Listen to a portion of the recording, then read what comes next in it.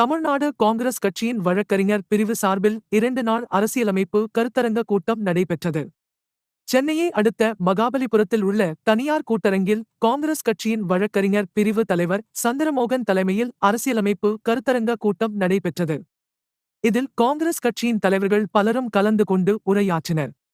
முதல் நாள் நடைபெற்ற கருத்தரங்கில் தமிழ்நாடு சிறுபான்மையினர் ஆணையம் தலைவர் பீட்டர் அல்போன்ஸ், தமிழ்நாடு காங்கிரஸ் கமிட்டி தலைவர் கேயுரசு அழகிரி, சட்டமன்ற காங்கிரஸ் கட்சி தலைவர் செல்வபெருந்தகை மற்றும் முன்னாள் மத்திய அமைச்சர் கே.வி. தங்கபாலு ஆகியோர் சிறப்புரை நிகழ்த்தினர்.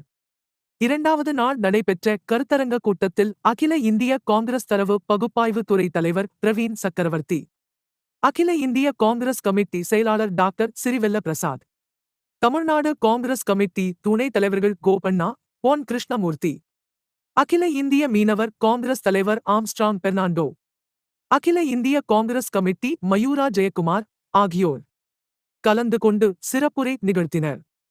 2 நாட்கள் தொடர்ந்து நடைபெற்ற இந்த அரசியலமைப்பு கருத்தரங்க கூட்டத்தில் காங்கிரஸ் கட்சியின் வழக்கறிஞர்கள் பிரிவு நிர்வாகிகள், வழக்கறிஞர்கள் மற்றும் காங்கிரஸ் கட்சி நிர்வாகிகள், தொண்டர்கள் என பலரும் கலந்து கொண்டனர்.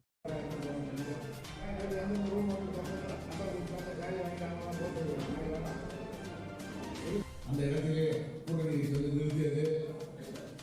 அதை பார்த்து சிறப்பான மந்திரியிடமும் மிகுந்த செல்வாக்கை கருத்துக்களை பகிர்ந்து கொள்ளுமாறு அன்புடன் வேண்டுகிறேன்.